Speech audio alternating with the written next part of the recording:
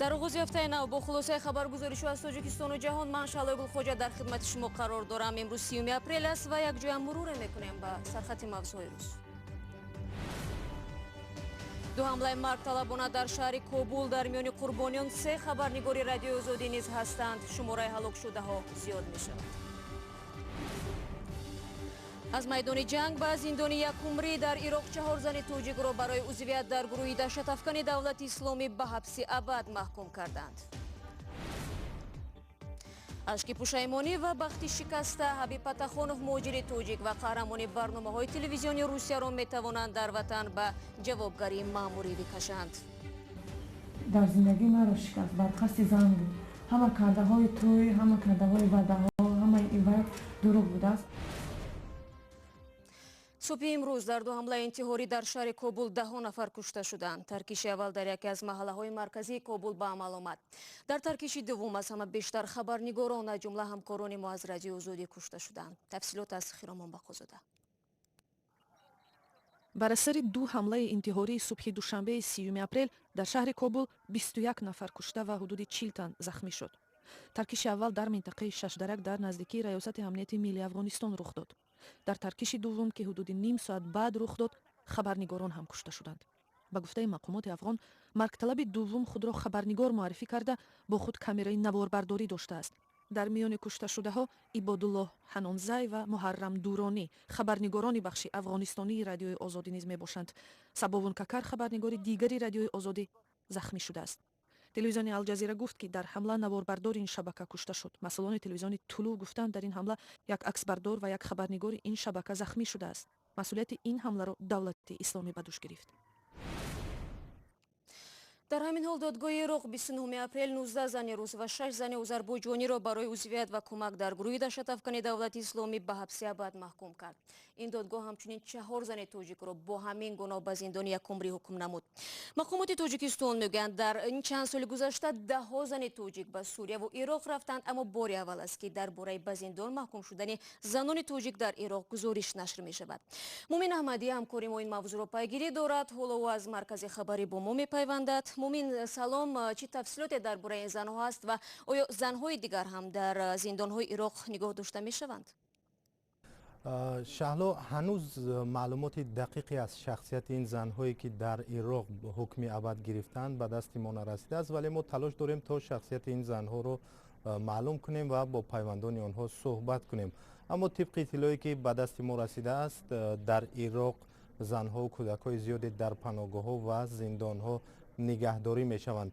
طبق آن معلومات رسمی که مقامات تاجیکستان اعلان کردند، همراه با خانواده‌هایشان به عراق و سوریه نزدیک 400 زن و کودک تاجیک رفتند. بسیاری از مردان که در جنگ ها قرار داشتند کشته شدند، ولی بسیاری از زنها اسیر افتادند و در عراق، در حدود عراق و سوریه در پناهگاه یا در زندان ها نگهداری می شوند.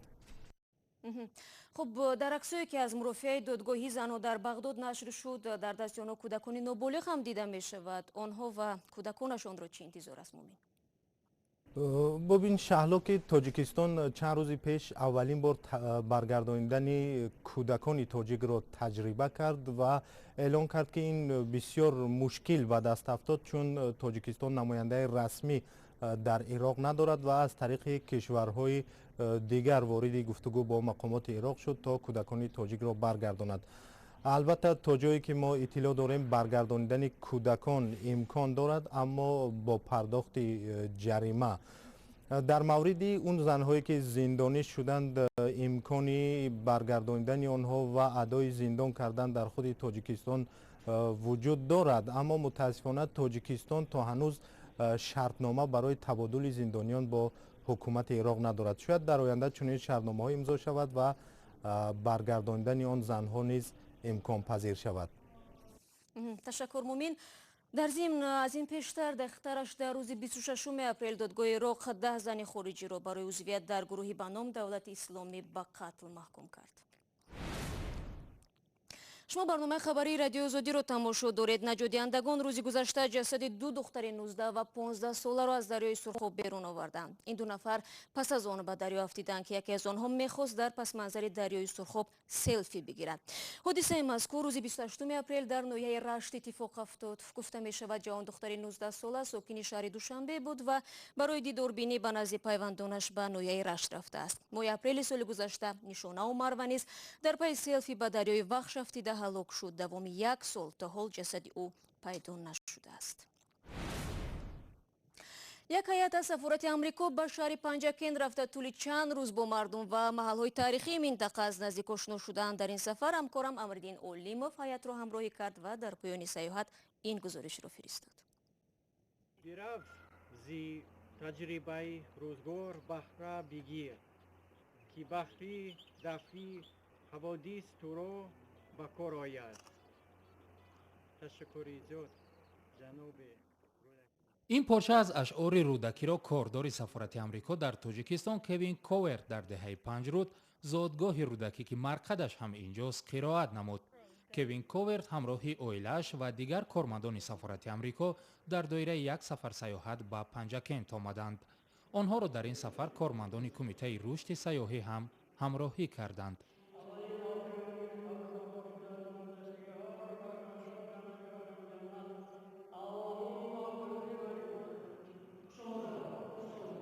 در آرامگاه سردفتر ادبیات کلاسیکی تاجیک فاتحه خواندند، به اشعارش شناس شدند و از حیات و روزگارش قصه ها شنیدند. السلام علیکم. من خیلی شدم که به اینجا آمدم. به من معقول است. در اینجا خیلی خوب، خیلی زیبا. تشکر زیاد. Thank you. کارمندان سفارت آمریکا و مقامات تاجیک با گروه از خبرنگاران سفر را در 7 کل ادامه دادند. از همه کلها دیدن کردند و خصوصیتشان را فهمیدند. وابسته به وقت روز و فصل سال عوض شدن رنگ آب کل میچگان برایشان جالب بود و نمیدانستند که این آب از کجا می آید. در اینجا طبیعت بسیار خوب، بسیار زیبا. شما هم به اینجا بیایید. و من معقول است. 7 کل بسیار زیبا، بسیار خوب. این کولیچورم و این ذخیره ناتکرار تاجیکستان می باشد. این سال من خیلی خرسند شدم چون که این سالی رشدی سیاحی و هنرهای مردمی و من فکر می کنم که تاجیکستان در این ساحه مهم بسیار امکانات ها دارد. میان کل ششم و هفتم مهمان ساکنان دهه مرغزار شدند. این دهه در بلندی 2500 متر از سطح بر جایگیر است و ساکنانش هم همگی هنرمندند.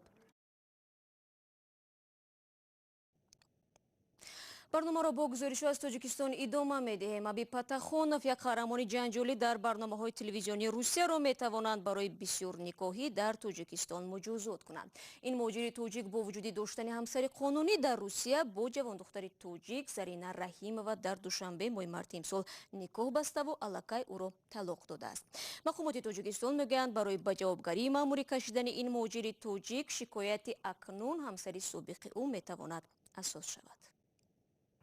مقامات رسمی می‌خواهند یک مهاجر تاجیک برای به گفته آنها عمل نالایق و غیر قانونیش جوابگر شود. حبیب پتاخونوف در برنامه در واقع شبکه اول روسیه گفت که زن دوم تاجیکش را برای آوردن رشک زن روسش گرفته است. وزارت مهنت صلاحیت دارد که او را بازخوان کند و در مورد عائله داری و دو زنگی او باشد او طبق قانونگذاری جمهوری تاجیکستان به جوابگری مأموری کشیده می‌شود.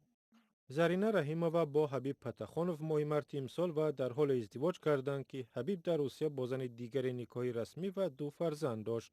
من همین رو فکر میکنم که برای چی من این انتخاب کرد برای شکستن بخت. من اوجه برای زندگی او کار ندارم. من نمیبخشم. این مهاجر تاجیک چند سال پیش بعد از آن معروف شد که دختر 11 ساله روس را حامله دار کرد. با او حکم زندان تهدید میکرد اما با خواهش دختر آنها با هم عائله دار شدند. مسئولین کمیته کار با زنان میگویند در پی شکایت زرینه میتوانند قضیه پتاخونوف را وابسته به صلاحیتشان بررسی کنند. барои маслиҳатҳои равонӣ ҳуқуқӣ агар муроҷиат кунад, кумита омода ҳаст, чунки кумита ҳама рӯза бо он заноне ки шавҳаронашон дар муҳоҷират ҳастанд ва ё умуман заноне ки аз муҳоҷирати меҳнатӣ баргашта ба кӯмаки кумита ниёз доранд, омода ҳаст ки ба чунин нафарон кӯмаки худро расонад. зарина мегӯяд аз тамоми қиссаи зиндагии ҳабиб огоҳ буд, вале ба ҳарфҳои ӯ ки гӯё аз занаш ҷудо шудааст ва бо ӯ ҳам никоҳи расмӣ мебандад бовар кард. ҳоло зарина бар ин бовар аст ки издивоҷ бо ӯ як барномаи тарҳрезӣ шуда буд ки дар ниҳоят бахти ӯро қурбон кард. бар қасди занаш маро дар зиндагии маро шикаст, бар қасди зан буд. ҳама кардаҳои тӯй, ҳама кардаҳои ваъдаҳо, ҳамаи ивай дурӯғ будааст, аз сабабе ки дар барнома фаҳмидем ки вай мехостаст ки рашки занашро биёрад. ҳабиб ягона ҷавоне нест ки дар русия никоҳи расмӣ дорад ва ҳам дар тоҷикистон бо зани дигаре никоҳи исломӣ бастааст. бархе аз муҳоҷирон ки барои кору зиндагӣ солҳо дар русия мемонанд, онҷо зани дуввум мегиранд.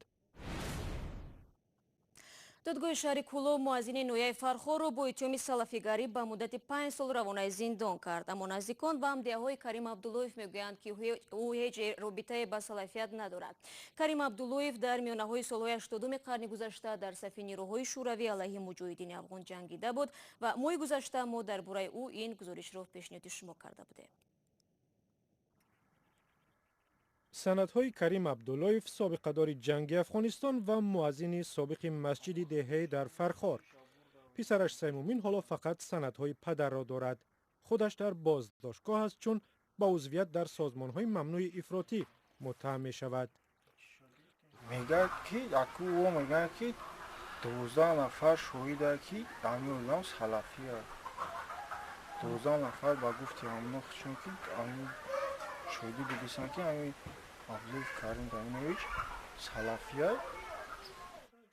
Карим Абдуллоевро моҳи январ дастгир карданд ва муфаттишон мегӯянд далелҳои собит доранд ки ӯ ақидаҳои ифротии салафиҳоро тарғиб мекард. писараш мегӯяд ба ғайр аз деҳқонӣ дигар коре надошт. дарахт пайванд мекунад, савдо мекунад, дарахт пайванд буд як 60 сотир зани саҳмия дорем ҷудо кардагиям, ҳамуҷа гандуму пахтаву ғанфурӣ хулоса ки зиндагиро амирӯи ами пеш мебарем. фарзандон ба вазорати умури дохилӣ занг зада гуфтанд ки падарашон бегуноҳ дастгир шудааст. дар телефони боварии вазири дохилӣ гуфтанд иттиҳомоти узвият дар созмонҳои динӣ мамнӯъ беасос нест ва таҳқиқ идома дорад. ҳамсояҳо дар деҳаи Сайф Раҳим Афардӣ мегӯянд ки иттиҳомот асос надорад. ҳамин ҳамсоя ҳамчун ҳамсоя қатима доим нағзисозӣ мекард, аҳволпурсӣ мекард, хуҷаин ма мепурсид, намҷа қатима гарма меомад, ма инҷа гар мезадем, оли мара яма саррез мегаштам, чӣ хеле ки дар авлӣ мегаштам, мара намегуфт. ҳамсоя ти хеле ӯ хеле ту хел иш динай иш ислома мисол дини ислома ё ти хел ку мара гуфтагӣ нест. даже мара намепурсид ягон бор ки намоз мехонӣ намехонӣ. Карим Абдуллоев тақрибан 10 сол муаззини давлатии масҷиди ҳоҷӣ Исмоил Исматуллозода будааст ва 2 сол пеш низ муфаттишон ӯ ва ҳамсояҳоро даъват карда дар бораи ақидаҳои динияш пурсиданд. як иддао ин аст ки Абдуллоев мисли салафиҳо бо шалвори барзада намоз мехонд. рафиқону ҳамсоягон аз ин иттиҳомоту боздошташ ҳайратзада шудаанд. ман инсонаку ба тӯҳмату бӯстон шунондагиам. ман мисол почама боло мекунам дар намоз марҳамат. Чи ма салафиюм ё ма салафиюм чи салафӣ гаш дорам?